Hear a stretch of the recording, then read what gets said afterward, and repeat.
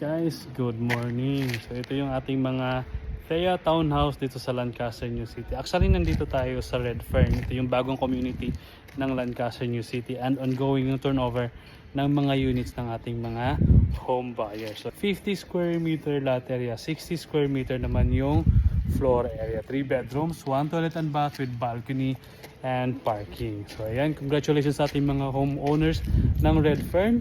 Unti-unti nang maito-turnover sa inyo yung mga units natin dito sa Redfern. And guys, kung sakaling gusto nyo pang, sa mga hindi pa nakapag-avail ng property or ng Thea Townhouse dito sa Lancaster, New City, meron tayong good news para sa inyo.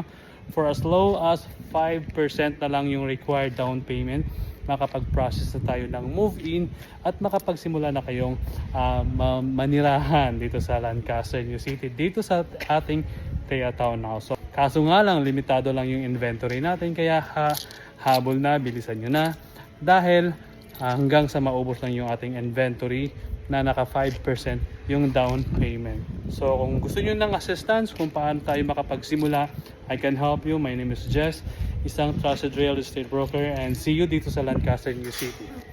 Have a great day guys. Goodbye.